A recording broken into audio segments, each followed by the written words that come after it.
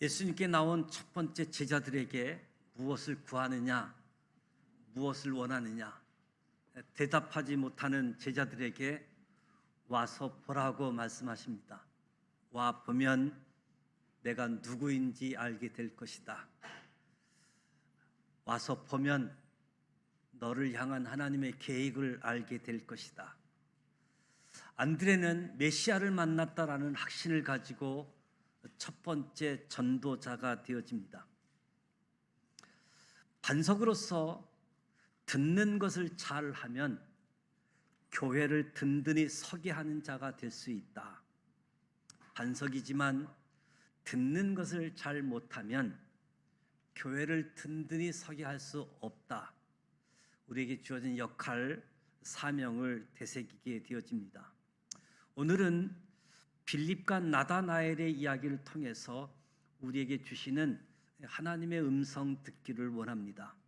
신앙생활 하다 보면 우리가 받은 은혜에 감사하면서도 때로는 그 자리에 안주하고 싶을 때가 있습니다. 우리 하나님은 저와 여러분이 과거의 은혜에만 머물기를 원치 않으십니다.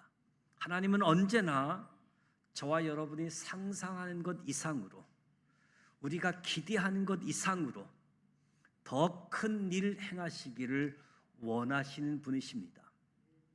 오늘 43절에 예수님께서 빌립을 만나 이르시되 나를 따르라, 나를 따르라 하십니다.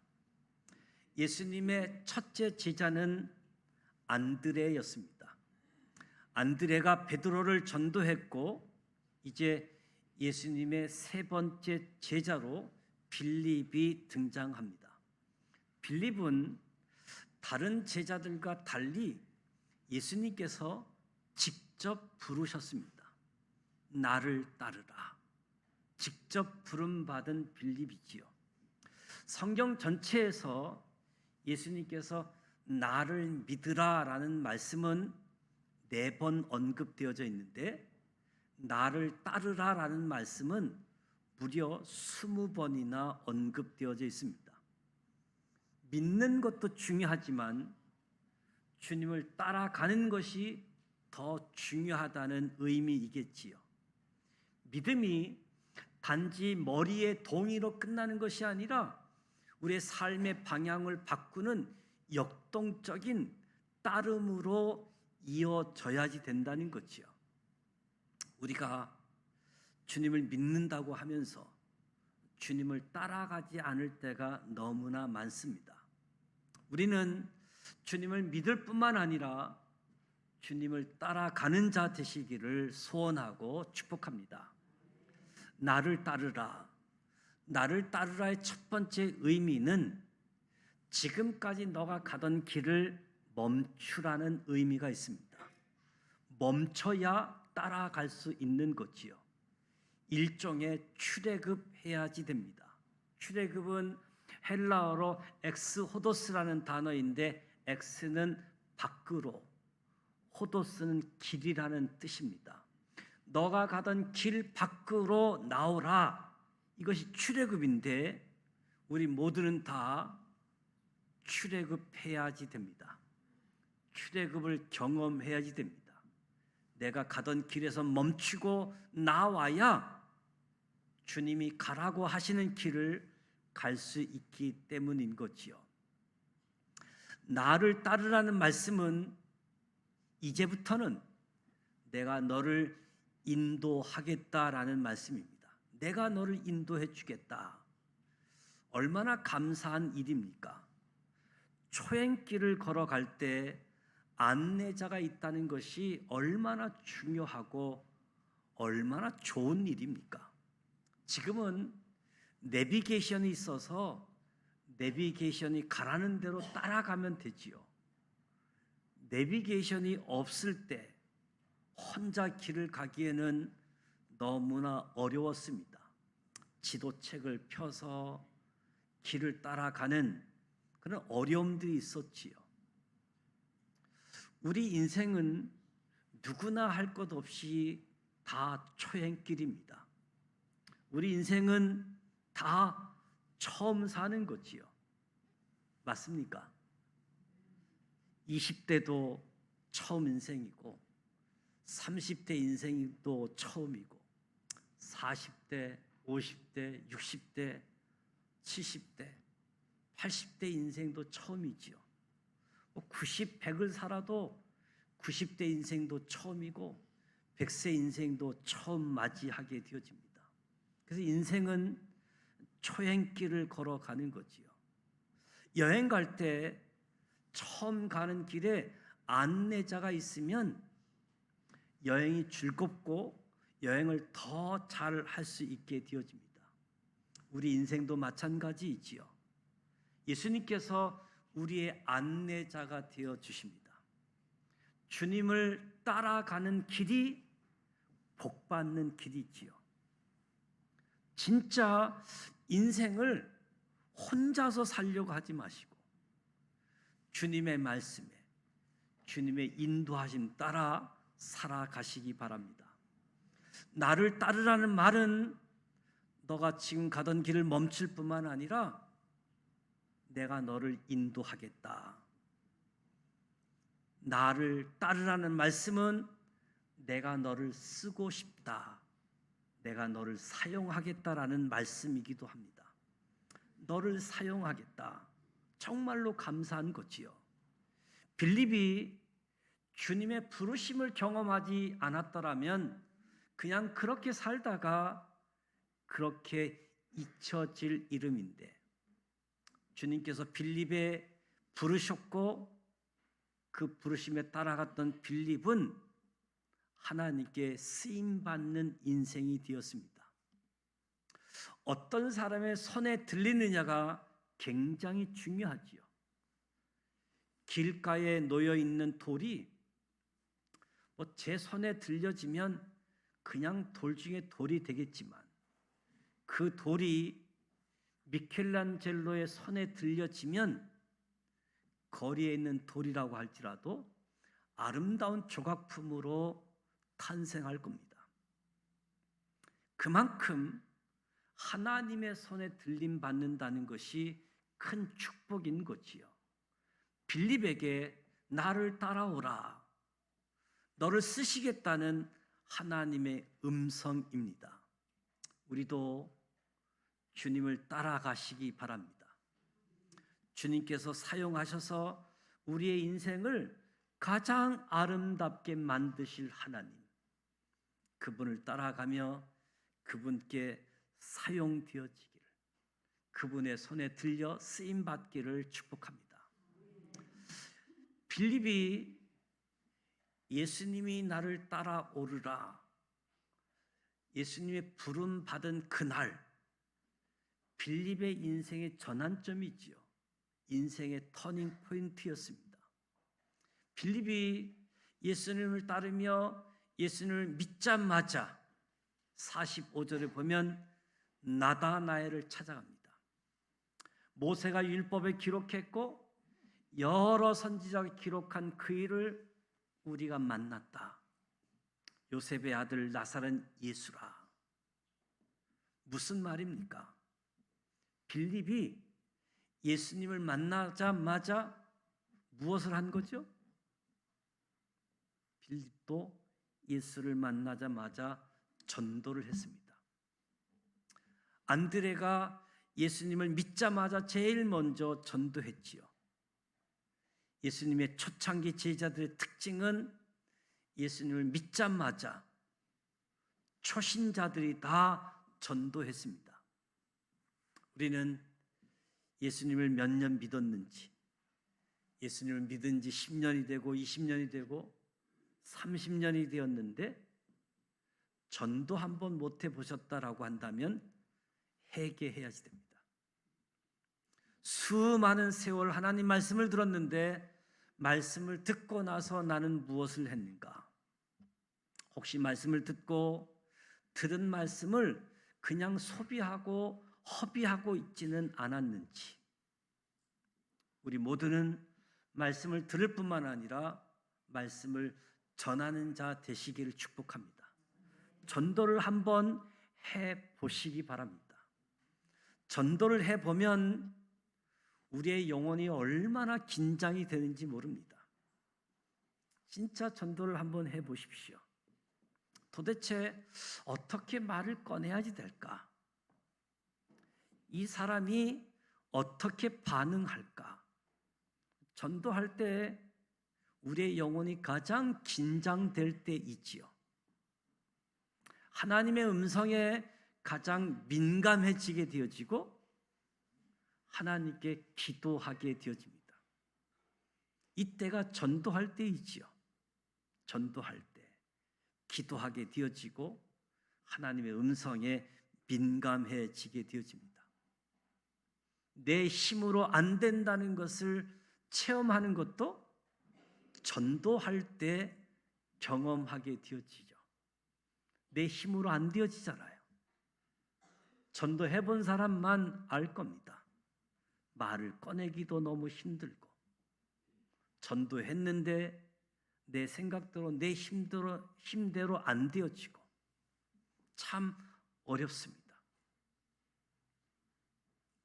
올 한 해 그럼에도 불구하고 계속해서 우리에게 주시는 말씀은 전도자가 되자. 안드레도 필립도 예수를 만나자마자 전도자가 되었습니다. 필립의 전도에서 배울 점이 하나 있습니다.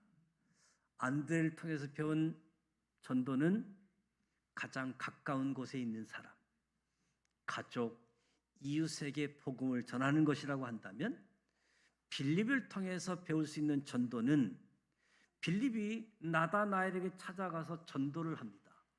근데 나다나엘의 반응을 보면 전도하자마자 나사렛에서 무슨 선한 것이 날 수 있느냐 반문하지요. 이 반문은 빌립에게 따지는 것이지요. 안드레가 베드로에게 전도할 때는 베드로가 따지지 않고 그냥 예수님께 왔습니다. 전도할 때 따지지 않고 예수님께 오는 사람은 극히 소수입니다. 우리가 전도할 때 많은 사람들이 나다나엘처럼 따지는 사람들이 많습니다. 그래서 전도하게 되어지면 꼭 하는 이야기들이 있지요. 교회가 어떻다고, 목사가 어떻다고, 요즘 교회 목사 다 타락했다고, 이런 이야기들을 하게 되어지는 거지요. 나사렛에서 무슨 선한 것이 날 수 있느냐? 빌립에게 따지면서 논쟁하자는 거지요. 빌립이 나다나엘의 답변에 어떻게 반응합니까? 빌립이 논쟁을 합니까? 빌립이 논쟁을 하지 않습니다. 빌립이 어떻게 전도를 하는가 하면 그냥 와서 보라. 그냥 와서 보라. 저도 전도하면서 때로는 논쟁을 해봤습니다. 논쟁을 해봤더니 전도에 도움이 안 되더라고요. 논쟁에서 진 사람은 바보가 되는 것 같고, 논쟁에서 이긴 사람은 원한을 사게 되는 것 같더라고요. 그러니 논쟁을 할 필요가 없는 거지요. 논쟁을 해서 논쟁 끝에 설득되어 예수님께 온 사람은 거의 없습니다. 사도 바울 하면 최고의 전도자가 아닙니까? 선교지 각지를 다니면서 전도하고 말씀을 선포했습니다. 그래서 사도 바울이 다닌 곳마다 교회가 세워졌습니다. 그런데 사도 바울이 갔던 곳 중에 교회가 세워지지 않는 곳이 한 군데가 있습니다. 바울이 갔지만, 복음을 전했지만 교회가 세워지지 않은 곳, 여러분 어딘지 아십니까? 아테네. 성경에는 아덴이라고 표현되어 있지요. 현재 그리스 수도이지요. 바울이 아테네에 가서 어떻게 전도를 했느냐? 사도 바울이 공부를 많이 한 사람입니다. 성경에 따르면 아덴에서 에피쿠르스 학파와 스토아 학파 사람들과 논쟁을 했다. 우리가 학교에서 배운 에피쿠로스 학파, 스토아 학파 철학자들과 논쟁했다는 거지요. 바울도 엄청난 지식을 가지고 논쟁을 했는데 그 결과가 뭐냐? 아테네에 교회가 세워지지 않았습니다. 바울이 그냥 가서 예수님의 복음을 전하고 하나님의 능력이 나타난 곳에는 교회가 세워졌는데, 자기 지식과 이론으로 설득해서 예수님을 믿게 하려고 했던 곳에는 교회가 세워지지 않았습니다. 사도 바울이 이것을 깨닫고 나서 내 말과 내 전도함이 설득력 있는 지혜의 말로 하지 아니하고 다만 성령의 나타나심과 능력으로 하여 너의 믿음이 사람의 지혜에 있지 아니하고 다만 하나님의 능력에 있게 하려 하였노라. 바울의 고백이지요. 바울이 전도해 봤더니 내가 말로 논쟁하고 설득해서 예수 믿게 되는 것이 아니었다는 겁니다. 성령의 나타나심, 능력으로 가능했다라고 고백하는 거지요. 누군가에게 예수님 믿자고 할 때 논쟁하려고 하면 논쟁하지 마시고 빌립처럼 와 보세요. 그냥 교회 와 보세요. 내 말로 논쟁해서 전도하면 내가 전도하는 거지만 와 보세요. 교회 한번 오세요. 하면 하나님이 전도하실 줄 믿습니다. 하나님께 맡기고 그냥 와 보세요. 신기하게도 믿음은 들음에서 난다고 말씀하고 있지 않습니까?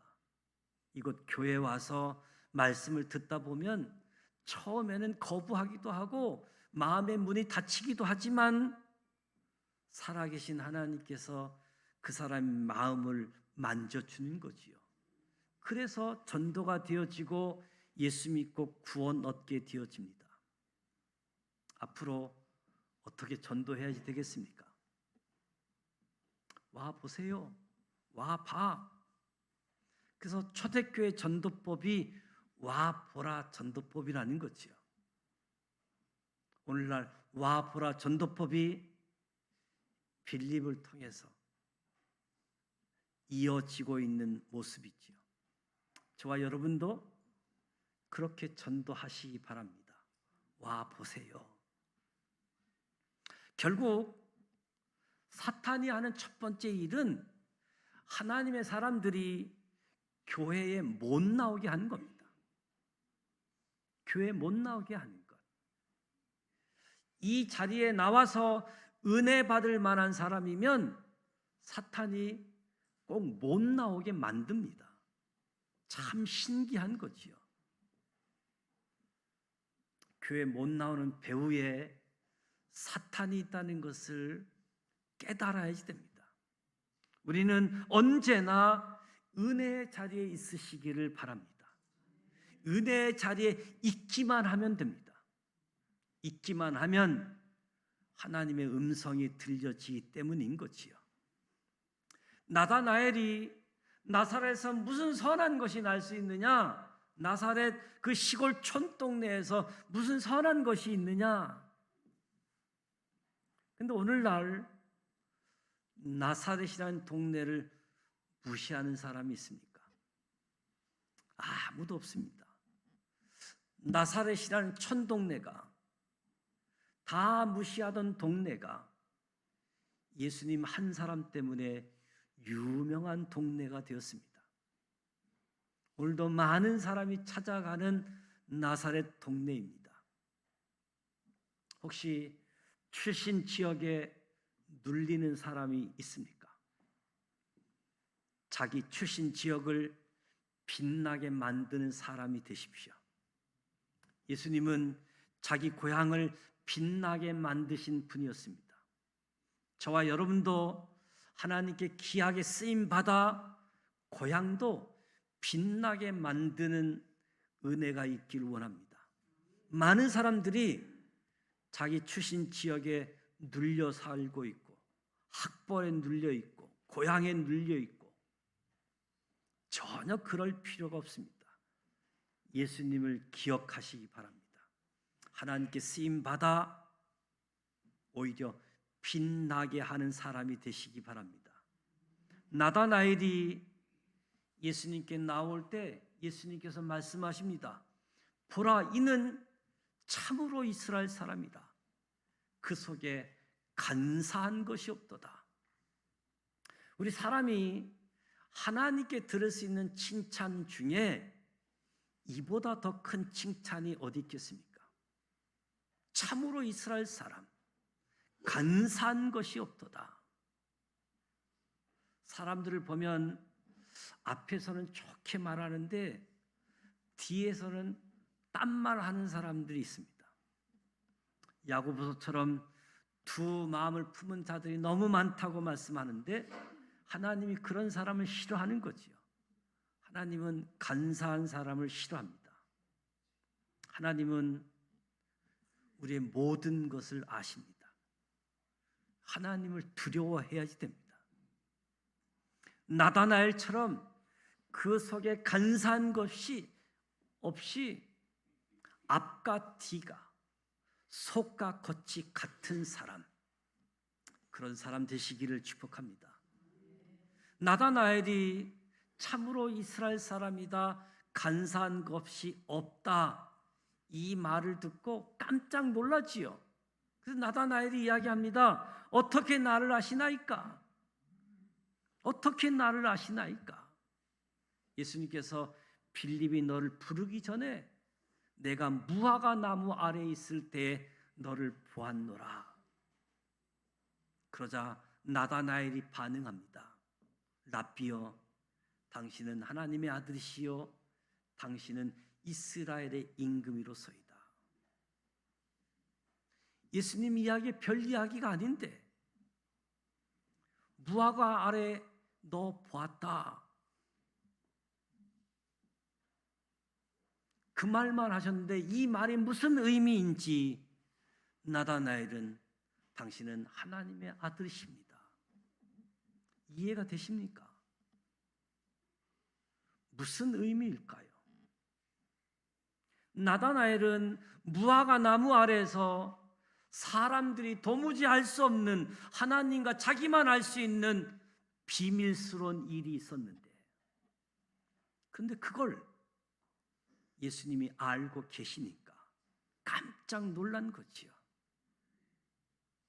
내 비밀을, 사람들이 알 수 없는 나의 비밀을 알고 계시는 분이 계시다면, 그래서 당신은 하나님의 아들이요 이스라엘의 임금입니다라고 고백하게 되어지는 거지요.